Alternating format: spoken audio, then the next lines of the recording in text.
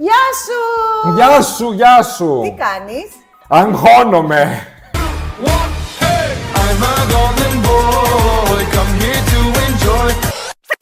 Γελάω, γιατί πάνω που είπαμε άντε τώρα να κάνουμε και λίγο Eurovision και τσουπ! Σκάει κάτι άλλο. Είναι η πρώτη χρονιά φέτος που σε βίντεο της Eurovision μας ζητά να κάνουμε review album. Όχι μόνο τη Σάτι, γενικά έχει παίξει αυτή η φασούλα. Ναι, το έχουμε γυρίσει και στο ελληνικό εντωμεταξύ. Το γράψατε πολύ, μας το ζητήσατε πολύ. Αν δεν το ζητούσαν, μάλλον θα αργούσαμε και λίγο. Θα δίναμε καμιά εβδομάδα παραπάνω. Αλλά είναι αυτό που είναι και πρέπει να το συζητήσουμε. Τι θα συζητήσουμε λοιπόν? Μου στέλνησε το μεταξύ να κάνουμε review το pop του και λέω τι έκανε. Έκανε reissue η Charlie XX το pop του. Τελικά όχι. What song are you listening to? Spring Breakers by Charlie XCX. Oh, that's you. Συγγνώμη, τι τραγούδι ακούς? Το καινούργιο δίσκο της Μαρίνα Σάτι. Λοιπόν, το pop του, θεωρείται άλμπουμ τώρα αυτό. Α, ναι. Όχι EP, είναι άλμπουμ θεωρείται. Okay. Αν και μου φαίνεται μικρό, 30 λεπτά είναι όλο και όλο. Και είναι σαν συνέχεια του pop. Να ξεκινήσω να λέω. Ναι. Δεν έχω πληροφορίες για το άλμπουμ, γιατί κατευθείαν έχω γράψει σχόλια. Δεν ξέρω τι πληροφορίες. Η μόνη που μπορούμε να πούμε είναι ότι το πρώτο single ήταν η Ανατολή. Α, ναι. Και το δεύτερο, αυτό με το Σάσκε, πώς λέγεται, έλα. Δεν ήταν το πάνω στο τραπέζι. Α, συγγνώμη, έχεις δίκιο. Το δεύτερο ήταν το επάνω στο τραπέζι και το τρίτο ήταν το έλα με το Σάσκε. Η αλήθεια είναι ότι το pop ήταν κάπως εντυπωσιακό. Και ήταν μια αρκετά ξεκάθαρη δήλωση και μου είχε αρέσει αρκετά τότε. Φυσικά και τότε είχα πει ότι την προτιμώ πιο μελωδική, όπως την είδαμε στο Γένα. Αλλά, αυτό ήταν κάτι καινοτόμο και, ρε παιδί μου, κάτι καινοτόμο για τα δεδομένα της χώρας κιόλας. Που δεν μου αρέσει να το λέω, αλλά ισχύει.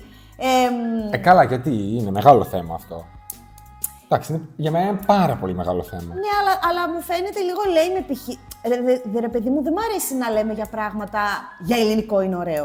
Α, με αυτή την έννοια. Με αυτή την έννοια. Όχι, εντάξει, αυτό όχι, αλλά το ότι είναι δηλαδή, άμα το βάλεις σε μια ευρύτερη παγκόσμια μουσική σκηνή, εντάξει, καινοτόμο ήταν γιατί σε σχέση με τους υπόλοιπους καλλιτέχνες έβαλε ελληνικά στοιχεία. Ναι, κατάλαβα τι λες. Αυτή ήταν η καινοτομία. Στην Ελλάδα ήταν πολύ καινοτόμο γιατί έβαλε όλα τα άλλα τα στοιχεία που ήδη τα ξέρουμε εμείς επειδή παρακολουθούμε κάτι από το εξωτερικό, ξέρω. Σωστά, οκ. Θα το έβρισκα πιο ενδιαφέρον, λέω, άμα δεν υπήρχε το pop, γιατί τα σημεία που θεωρούνται forward, είτε τα έχω ξαναδεί στο pop, είτε τα έχω δει σε άλλους καλλιτέχνες. Βεβαίως, ναι.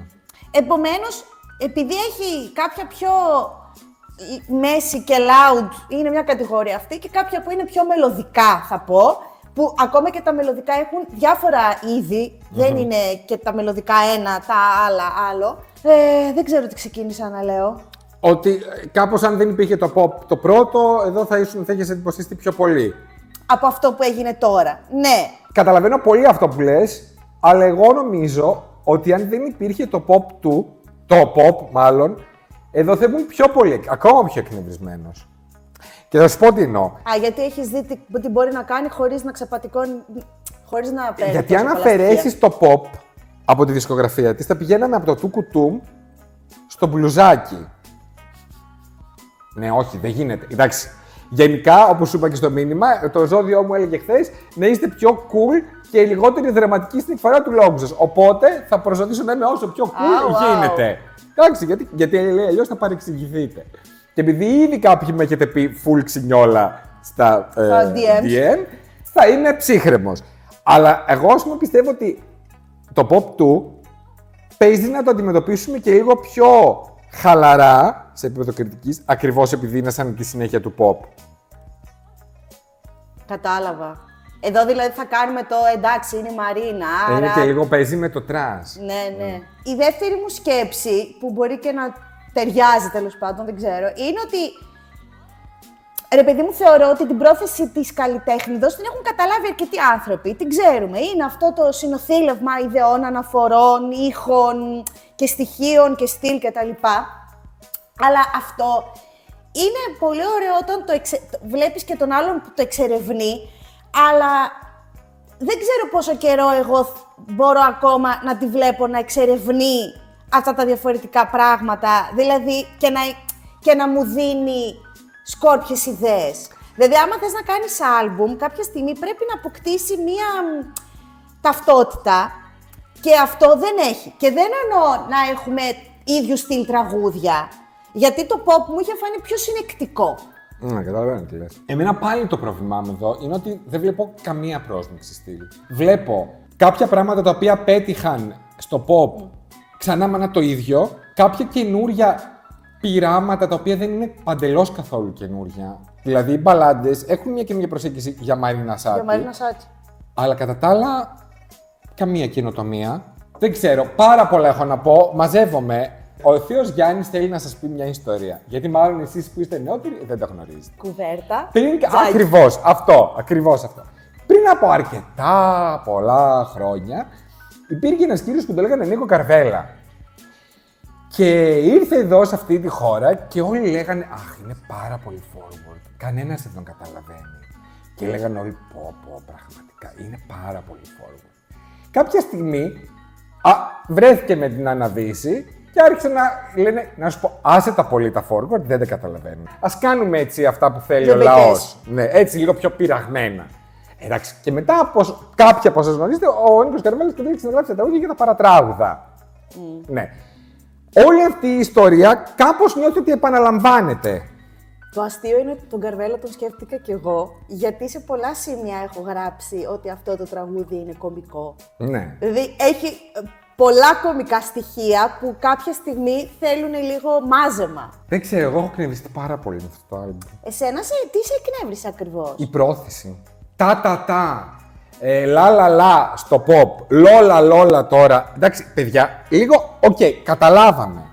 Τη συνταγή, το Λόλα είναι single το οποίο θα το ακούμε όλη μέρα. Είναι χιτάρα. Εγώ θα πω ότι είναι, παρά τις βλακίες που λέει. Βλακίες μου λένε, μας τα είπε 48 φορές μέχρι τώρα. Σταμάτα, θα φτάσουμε εκεί, ναι. Ναι, μέχρι τώρα την υπερασπιζόμασταν, ας πούμε, στη Γέννα και τα λοιπά, που όχι, μην τη λέτε Ρωσαλία της Ελλάδας. Όχι, δεν είναι. Τώρα όμως, εσύ, μη μου πας να μου κοπιάρεις τον Μπρατ, το οποίο έγινε πέρυσι χαμός όλο τον πλανήτη. Και να μου κάνεις auto-tune μπαλάντες τύπου Τσάρλι, λες και, ξέρω εγώ. Εμένα ξέρεις και τι άλλο τώρα λίγο μου με χαλάει, που ρε παιδί μου έχει ένα θυμό σε κάποια τραγούδια, το πάλι ασχολείστε, πάλι λέτε, λέγατε, κάνατε, ράνατε, οπότε κάπως νιώθω ότι κάνουμε χαζομάρα που ασχολούμαστε τώρα, δηλαδή άμα δεν θέλει να ασχολούμαστε με την τέχνη της, να μην. Δηλαδή, τροφοδοτώ αυτό το πράγμα που δεν ξέρω άμα θέλω τελικά να το κάνω. Ναι, συμφωνώ απόλυτα. Και εγώ το σκεφτόμουν, ειδικά για το σημερινό βίντεο το σκεφτόμουν. Δεν είναι cool βασικά, ναι. Ναι, καθόλου. Γιατί δεν πειράζει κανένα να κάνεις μια κριτική για ένα άλμπουμ. Καταρχάς, έχει κάνει τη σούπερ τσιτιά που είναι έξυπνο, αλλά είναι καλό τσιτ. Και είναι πολύ έξυπνο μαρκετίστικα.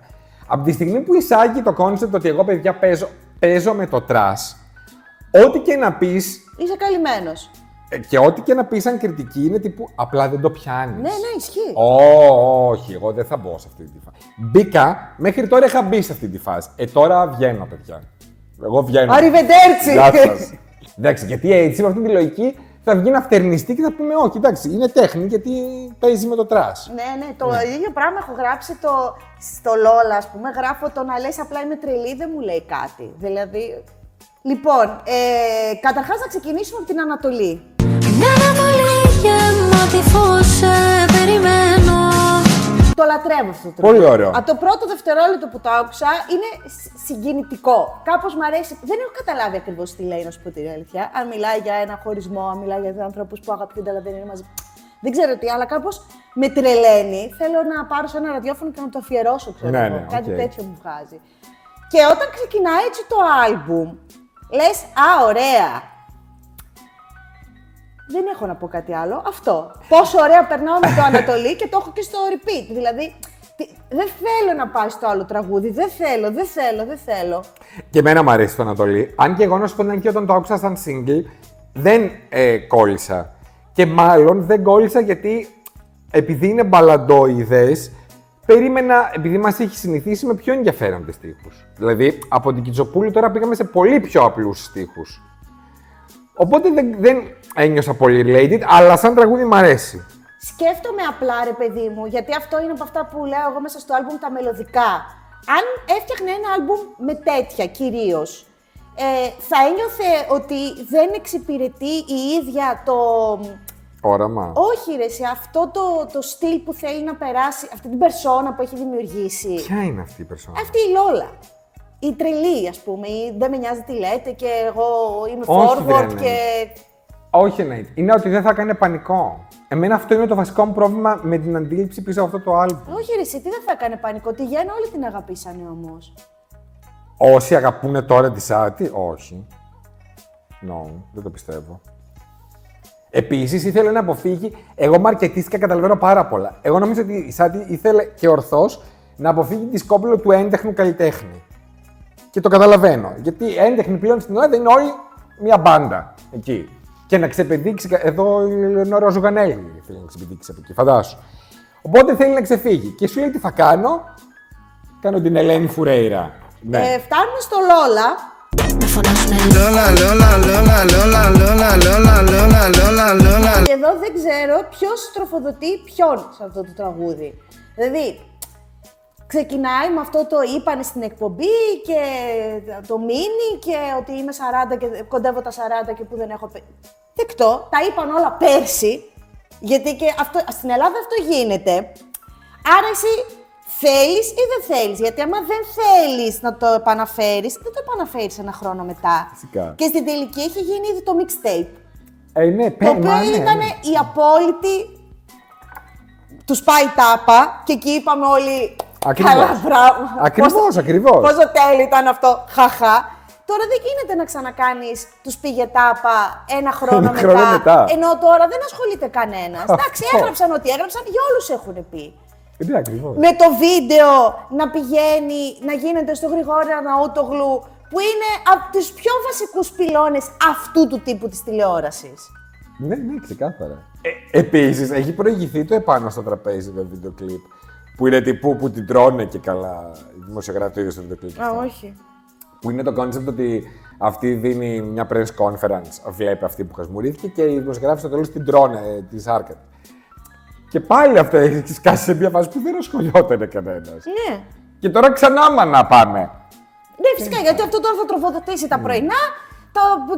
Τα πρωινά θα ξανατροφοδοτήσουν τη Μάρινα Σάτι και για 10 χρόνια μετά θα ασχολούμαστε με το χασμουριτό και δεν έχει νόημα πολύ. Ναι, όχι, δεν.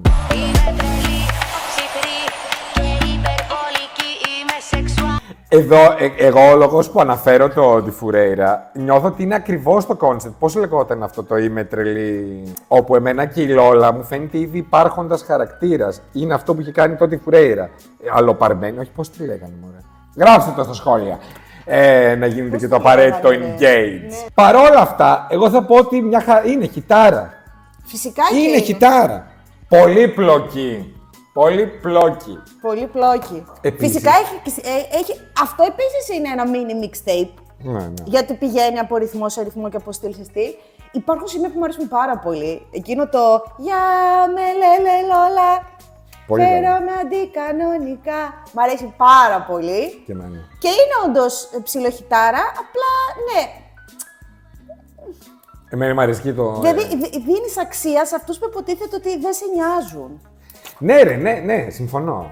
Επίσης, εγώ κριντζάρω. Εμένα μου αρέσει και το σημείο που λέει κόκαλο στο λαιμό. Α, καλά, ο κορυφαίος στίχος γράφω. Σαν το κόκαλο της έχω κάτι στο λαιμό και είναι ημιμόνιμο. Πάρα πολύ καλά. Στη χάρα. Πάρα πολύ καλά. Στη χάρα. Και άλλα πράγματα γράφω. Πάμε. Γράφω ότι. Στη Λόλα είσαι. Ναι. Γράφω ότι έχει και κάποια ωραία θέματα. Ναι. Ότι αναφορά στη μητρότητα και στην ηλικία και στην εμφάνιση είναι θέματα που έχουμε ήδη δει και πέρσι ακόμα και τα σχολιάζαμε σε άλμπου που μας άρεσαν. Βέβαια. Και λέγαμε τι ωραία είναι που γυναίκες, φυσικά είδαμε και σε άντρες, να προβληματίζονται κτλ. Αλλά εδώ δεν είναι σαν προβληματισμός. Έχει πραγματικά, έχει επιθετικότητα. Εντάξει, αυτό μπορεί να είναι λίγο και καλά τύπου rap attitude. Εγώ νιώθω ότι το άλμπουμ όλο έχει αυτό το rap. Ο ράπερ, ρε παιδί μου, δεν Ναι, το κάνει ναι, οκ. πολύ introvert, ας πούμε. Εγώ επίσης κρινιζάρω πάρα πολύ με το τέλος του βίντεο κλιπ. Πάρα πολύ. Ποιο είναι? Που έχει πάρει τα It Girls της ναι, Ελλάδας. ναι, ναι. Έχει κάνει το intro που είχε το 360. Το έχει κάνει outro τώρα. Και έχει περάσει ένας χρόνος. Ένας χρόνος. Μιλάμε για iconic στιγμή την οποία καπιάρει η ίδια. Επίσης, ρε παιδί μου, όταν βλέπεις τα It Girls στο βίντεο κλιπ της Charlie, έχουν ένα cultural impact επειδή είναι στην Αμερική και όντως καταλήγουμε να τις μαθαίνουμε και εδώ ως It Girls. Την κοπέλα τώρα που είχε παίξει πριν 3 χρόνια στο GNTM και δεν θυμάμαι πώς τη λένε, να μου τη φέρεις ως It Girl, δεν, όχι, δεν. Δεν θέλω, είναι αστείο. Ξέρεις τι θα υποθεί όμως. Αυτό που είπες στην αρχή. Ότι είναι μέτα, ναι. Καλά, τι μέτα τώρα, τέλος πάντων, ναι, ωραία.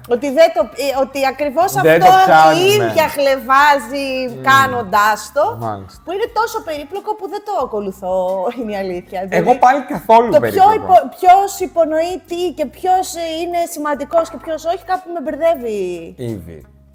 Α, ναι, ήταν κι αυτά. Αυτό το attitude το ακούω γιατί έχει όλα αυτά που άλλη φορά συζητάμε σε rap album και Ναι, πάλι μας φαίνονται κάπως περίεργα, αλλά είναι τελικά το rap Στοιχείο, attitude και ναι. μπορεί όντως να είναι αυτό. Πάνω στο τραπέζι. Πάνω στο τραπέζι. Πάνω στο τραπέζι. Εμένα μου αρέσει αυτό.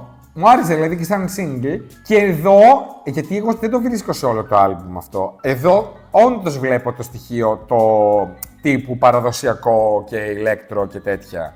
Τι. Ξέρεις γιατί μ' αρέσουμε, γιατί έχω γράψει, πιστεύω ότι είναι το πιο αντιπροσωπευτικό αυτό που κάνει αυτή την περίοδο η Σάτι.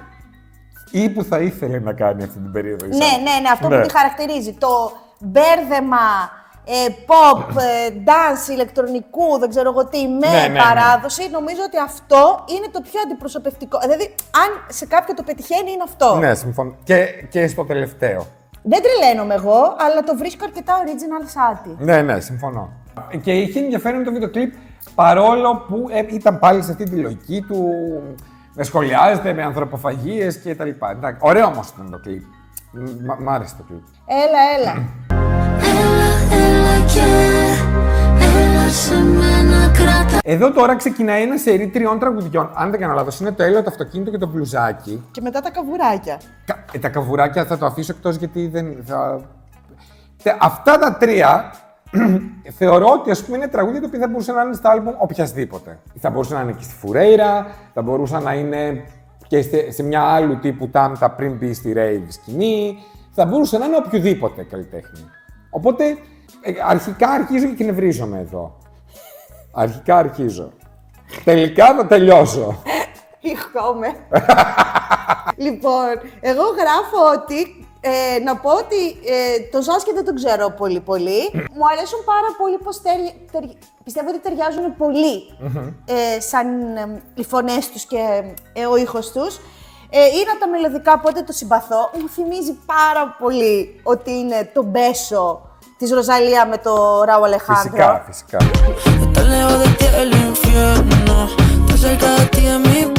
Το οποίο είναι ένα τραγούδι που μου αρέσει πάρα πολύ, το Μπέσο. Οπότε. Δεν σε ξενερώνει όμως τώρα που θυμίζει τόσο πολύ ρε. Φυσικά και δεν είμαι σίγουρη αν ήθελα να πω πάλι το όνομα Ροζαλία. Θα πούμε πολλά ώματα τώρα, δεν γίνεται. Καλά, μετά να της πω όσα έχω. Ναι, δεν γίνεται. Αλλά είναι πάρα πολύ αυτό. Γιατί έχει και το λίγο ρεγκετόν, έχει και το λίγο. τη λίγο μπαλάντα.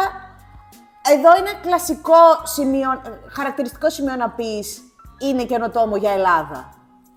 Ή και δεν είναι. Όχι, εγώ δεν πιστεύω ότι είναι. Όχι, δεν είναι. Φυσικά και δεν είναι, γιατί και ο Σνίκ με την τάμπα. Μα πέστα, ναι, ακριβώς. Μια not unique. Ναι. Εδώ έχει ξεκινήσει και η ιστορία με το autotune τώρα. Ναι, πολύ. Θα μπορούσε υπό μία είναι να έχει ενδιαφέρον γιατί είναι μια τύπισσα για την οποία όλοι λένε καλά λόγια για τη φωνή της. Ναι. Και εδώ σου λέει εντάξει, παιδιά, θα παίξω αλλιώς. Απλά μην το κάνεις όπως το κάνει Τσάρλι γενικά. Αυτοκίνητο. Όμως η ζωή δεν θέλει και τρέχεις. Σταμάτα να δω το. Εγώ γελάω πολύ εδώ. Εγώ, παιδιά, το συμπαθώ. Νιώθω ότι είναι ένα τραγούδι που έγραψε ο Ed Sheeran για τον Justin Bieber. Α, Okay. Ή που το έχει γράψει μόνο στον Bieber βασικά, γιατί κάτι τέτοιες τόσο απλές συνθέσεις βγαίνουν από το μυαλό του Bieber καμιά φορά, γιατί δεν ξέρει και πάρα πολλά, οπότε κάνει κάτι τέτοιο γλυκούτσικα. Ξέρεις ποιο είναι το σημείο που με ενοχλεί σε αυτό το τραγούδι? Όταν φτάνει τόσο ψηλά σε pitch τη φωνή της, μέχρι που χαλάει η άρθρωσή της. Επίτηδες το κάνει. Αυτό Ναι. τα ταφ γίνονται θήτα, εκεί διαολίζομαι. Ναι, καταλαβαίνω τι λες. Επίτηδες το κάνει. Ναι, επίτηδες το κάνει και αν θυμάσαι εκεί που κάνει ένα Ναι. ναι, αυτό ακριβώς το ίδιο είναι Τσάρλι. Είναι ακριβώς Α, και αυτό το έχει κάνει. Και αυτό το έχει ίδιο. κάνει.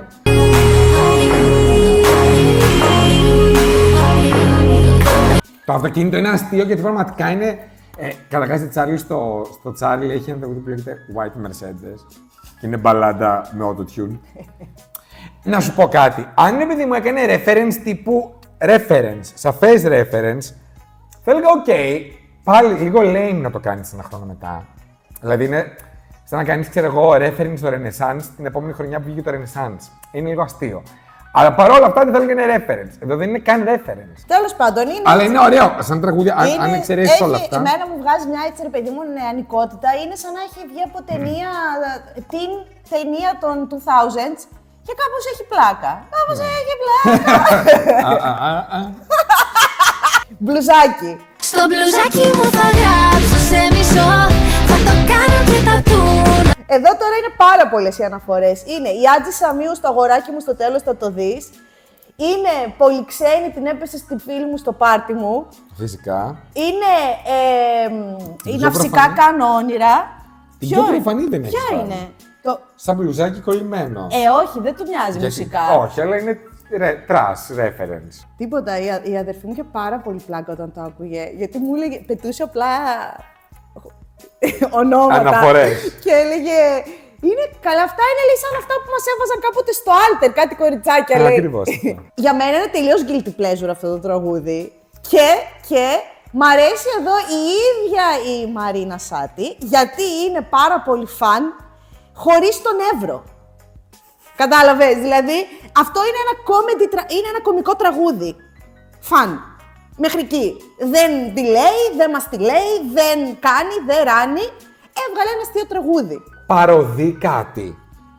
Ή σου λέει, θα κάνω και καλά ότι παροδώ κάτι και τελικά θα κάνω το hit του καλοκαιριού. Καταλαβαίνεις τι είναι. Καταλαβαίνω. Εμένα το θέμα των προθέσεων με ενοχλεί πάρα πολύ σε αυτό το άλμπουμ. Και θυμάμαι ότι σου έλεγα και στο pop ότι με το λαλαλα μου γυρνούσαν τα μυαλά, γιατί πάλι είχα αυτό το πρόβλημα. Και τελικά νομίζω ότι έχει κάνει ένα καινούριο άλμπουμ το οποίο είναι όλο ένα λαλαλα. Καλά, εντάξει, υπερβολικό σήμα, αλλά όλα αυτά. Γιατί θα πούμε και στο επόμενο, ας πούμε. Τράβα καηκάκι. Το οποίο μπορεί να με τρελάνει, γιατί είναι Χατζηδάκης, Τρεχαντήρι, ξαναπάμε στο Χατζηδάκη. Ας ήταν όλη η ζωή μου σαν και σήμερα. Φυσικά ο Χατζηδάκης για αυτή την ταινία, την Αλήξη στο Ναυτικό, είχε γράψει αριστουργήματα. Αλλά μην το κάνεις καβουράκια με τους Λοκομόντο μετά. Εγώ ντρέπομαι, εγώ τα άκουγα και ήταν αυτό το ετεροτροπή. Έχω γράψει ότι είναι το πιο random τραγούδι, κριτζάρο, και μετά βγαίνουν και Λοκομόντο και είναι σαν να ακούς αυτό το τυχονολουλού από το παιδικό συγκρότημα λίγο. Θα ακούγεται στα πιτσόμπαρα. Όλα θα ακούγονται. Ναι, έχει αλλά αυτό το εκεί είναι όλο το ιστορία Μα, τώρα, έχει, κατάλαβες. μα έχει το στοιχείο του. Για μένα είναι σχεδόν όλα guilty pleasures. Πέρα από την Ανατολή, είναι όλα και κάποια. Δεν ξέρω ποια άλλα δεν είναι guilty. Για μένα δεν είναι κανένα, να σου πω την αλήθεια. Τα περισσότερα είναι κάπως Εμένα αυτά που pleasures. μου αρέσουν δεν νιώθω ότι είναι. Δεν μου αρέσουν με guilty τρόπο. Τα υπόλοιπα δεν μου αρέσουν. Απλά δηλαδή τα καβουράκια, μόνο αν κοροϊδεύω. Καταλαβαίνεις τι είναι ρε παιδί. Και εδώ πλέον αλλάζει πολύ, δηλαδή πώς λεγόταν εκείνο στο pop, στην υγειά μας. Στην υγειά μας, επειδή έπαιζε πάρα πολύ έντονα με αυτό που όντως κατά κοινή ομολογία λέμε ότι είναι πανηγυρτζίδικο, ας πούμε, είχε ένα ενδιαφέρον και το έκανε και είχε ένα ενδιαφέρον γιατί όντως ήταν σαν να συνομιλείς με ένα πράγμα το οποίο έχουμε σβήσει τελείως από την κουλτούρα μας, την official mainstream, οπότε έλα να το ξαναδούμε. Τώρα αυτά, τα 4 σερί, δεν έχουν σβηστεί από αυτή την κουλτούρα. Δηλαδή η Φουρέιρα, η Τάμτα, η Λοκομόντο και όλοι αυτοί που κάνουν αντίστοιχα summer hits σαν τα καβουράκια υπάρχει. Κάθε χρόνο βγαίνει ένα καβουράκι. Kinda. Και ο Μαραβέγια το κάνει. Και ο άλλος, πώς τον λένε, ο πιο τρελός. Όλοι θα παίξουν κάπως με αυτό. Τώρα που λες για τα hits του καλοκαιριού, ερχόμενη σκεφτόμουν ότι ρε παιδί μου, νιώθω ότι αυτό το άλμπουμ δεν είναι πολύ άλμπουμ. Θα μπορούσε να είναι αυτό που κάνει η ελληνική δισκογραφία πια, που ο καθένας βγάζει 1-2 τραγούδια το χρόνο. Ναι. Θα μπορούσε να είναι σε βάθος 5 ετών τα τραγούδια που κυκλοφόρησε ένας καλλιτέχνης. Αλλά το άλμπουμ θέλει κάτι παραπάνω για να το λες άλμπουμ. Ας ήταν mixtape, δεν ξέρω τι μπορεί να ήταν. Εμένα μου λείπει αυτό το στοιχείο. Δηλαδή το μεγαλύτερο μου πρόβλημα τελικά, πιστεύω, όσο το συζητάω, είναι ότι δεν το βρίσκω ακριβώς άλμπουμ. Ή δεν βρίσκω την ταυτότητα ή το κόνσεπτ ή τη συνοχή που θα ήθελα από ένα άλμπουμ. Γιατί μεμονωμένα θα τα έκρινα μάλλον διαφορετικά. Θετικά θα τα έκρινες μεμονωμένα. Σίγουρα διαφορετικά όμως. Δεν ξέρω, αλλά διαφορετικά θα τα έκρινα.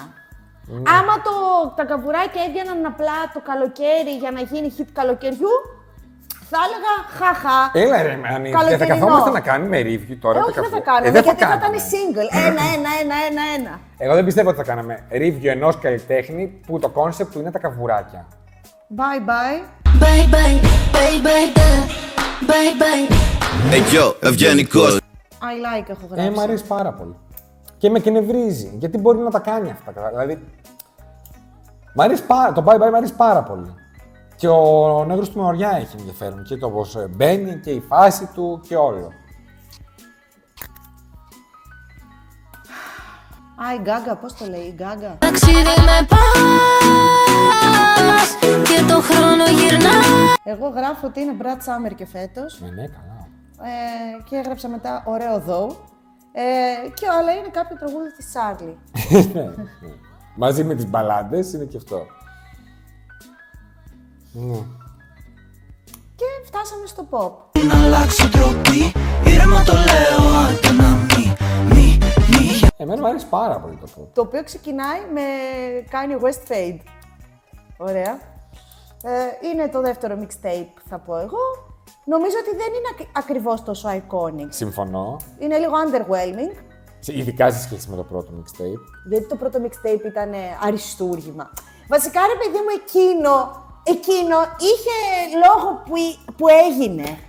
Όλο είχε λόγο που έγινε. Εντάξει, και εδώ αυτό είναι μια απόπειρα, νομίζω, να δημιουργήσει μια συνοχή στο άλμπουμ. Με το προηγούμενο. Σε αυτό το άλμπουμ, το All the Voices in My Head, και θα τα κοτσάρω όλα. Ότι και καλά όλο αυτό είναι... Αυτή, ναι, φυσικά. Εμένα με στεναχωρεί, γιατί ειδικά με το Bye Bye και με το τελευταίο, θα πω και με τη Lola, αν και με εκνευρίζομαι, για μένα αυτό το άλμπουμ είναι σαν να έχει 15 La La La και 2 mixtape. Κατάλαβες τι εννοώ. Ναι. Και θυμάμαι ότι όταν συζητούσαμε το pop, έλεγα ότι μακάρι, νομίζω ότι έλεγα αυτά, μακάρι να μην πάρει την κατεύθυνση του La La La, γιατί είναι η εύκολη κατεύθυνση. Είναι η κατεύθυνση που θα σε κάνει να έχεις hits, να είσαι superstar στην Ελλάδα, να σε δούμε και σε κάποια σκηνή ενδεχομένως από χειμώνα, δεν ξέρω, να σου έρχονται τα λεφτά από τα παράθυρα. Είναι μαρκετίστικα, είναι πανέξυπνη η επιλογή του pop του. Από την αρχή μέχρι το τέλος. Θες να γίνεις superstar, μπαμ, στην Ελλάδα, κάνε το pop του. Ξέρεις τι είναι το πανέξυπνο στην περίπτωση της Μάρινα Σάτι, που ξεκίνησε την καριέρα της δίνοντάς μας πάρα πολύ ωραία πράγματα, meticulously φτιαγμένα, που δείχνουν καταβολές, σπουδές, τα πάντα. Επομένως τώρα έχει γίνει αυτό που είπες από την αρχή. Ντρεπόμαστε να πούμε ότι δεν μας αρέσει κάτι. Ναι, φυσικά. Το οποίο είναι φοβερή επιτυχία της. Είναι μια χαρά, φυσικά. Εγώ θεωρώ ότι είναι όλο πανέξυπνα και μελετημένα. Απλά στεναχωριέμαι γιατί μιλάμε για έναν άνθρωπο ο οποίος πέρσι είχε το EP του featured ως ένα από τα top 10 του Needle Drop. Και τώρα πάμε εδώ. Και θα σου πω, και αυτό μπορεί να πάει καλά έξω. Εγώ, ας πούμε, είμαι σε αυτό το music boxes, πώς λέγεται, ένα forum του, και ήδη εμφανίστηκε το pop 2 μέσα. Δεν έχει τρελά καλή βαθμολογία, αλλά εμφανίστηκε. Μπορεί να το ακούσουμε και αυτό. Απλά εγώ πλέον νιώθω ότι κάπως, πώς θα το πω, με πρόδωσε. Ναι. Όντως το νιώθω. Δηλαδή, από εδώ και πέρα δεν θα την παίρνω. Τέλος πάντων, θα το δούμε. Δεν είμαι τέτοιο. Μην είσαι. Δεν βέβαια. είμαι. Αλλά νιώθω ότι εκεί που πίστευα ότι μιλάμε για έναν καλλιτέχνη ο οποίος αποφασίζει πλέον ότι θα κάνει αυτό που γουστάρει, γιατί αυτό γουστάρει. Τώρα εδώ νιώθω την πρόθεση ότι είναι ένα καλλιτέχνη που θέλει να γίνει superstar. Ρε παιδιά, να σας πω κάτι. Μήπως άμα αυτό το έβγαζε ένα εξάμηνο πριν, μαζί με το EP. Αυτό το είπαμε και μάλιστα. Ναι. Δηλαδή να ήταν το pop του, στην ουσία να ήταν το ολοκληρωμένο άλμπουμ του pop, να έχει βγει μισό χρόνο πριν, για να είναι λίγο πιο κοντά στο άλλο, πάλι αλλιώς θα μου καθότανε. Συμφωνώ. Δηλαδή ξαφνικά δεν μπορώ αυτό να το δω σαν ένα καινούριο διαφορετικό project, γιατί δεν είναι... Γιατί δεν ξέρω τι μου φέρνει στο τραπέζι, ειλικρινά. Ναι, αυτό που λες είναι και νομίζω αυτός είναι και ο λόγος που το λέει pop 2. Οκ. Βαθμό. Δεν θέλω να δω. Εντάξει, όχι, θα δώσω ένα 7. Θα δώσω ένα 7. 7 έχω δώσει και σε άλμπουμ της FK. Τώρα μου πεις. Ναι. Εγώ θα δώσω το χαμηλότερο βαθμό που έχω δώσει στο κανάλι, θα δώσω 5. Ελπίζω να μην το δει αυτό το review, Μαρίνα. Εντάξει, τη γνώμη μας λέμε, την έχουμε εκθιάσει σε άλλα. Εσείς τώρα. Εσείς τώρα. Εντάξει, μην μας βρίσετε πάρα πολύ. Πες εσύ γιατί εμένα ήδη με μισούνε. Πες τους τι να κάνουνε. Γράψτε στα σχόλια ότι σας άρεσε. Εσείς θέτε που μας το ζητήσατε. Ναι, τα θέλατε κι εσείς. Καθόμασταν ήσυχοι και δεν ασχολούμασταν με το pop του. Θα συνεχίζετε. Εν τω μεταξύ, ξέρεις τι γίνεται. Γίνονται και. Επειδή έχει hype, τα reviews που κάνουμε για τη Μαρίνα Σάτι παίρνουν και πολλά περισσότερα από ό,τι συνήθως έχει το κανάλι. Φυσικά. Οπότε στεναχωριέμαι γιατί μας βλέπουν άνθρωποι που δεν μας ξέρουν. Και δεν μας γνωρίζουν έτσι. Και μας γνωρίζουν έτσι και εκεί γίνεται ένα πράγμα. Εντάξει, δεν πειράζει. Θα βάλουμε εδώ και εδώ τα links στα προηγούμενα reviews που έχουμε κάνει για τη Μαρίνα, στην οποία την εκθιάζαμε. Εντάξει. Εντάξει. Ωραία. Φυσικά. Πατάτε like, πατάτε subscribe, πατάτε το notification. Ετοιμάζεστε όλοι γιατί το ζυγώνει η ώρα της Eurovision. Και μέχρι την επόμενη φορά. Να ακούτε πολύ μουσική και να προσέχετε.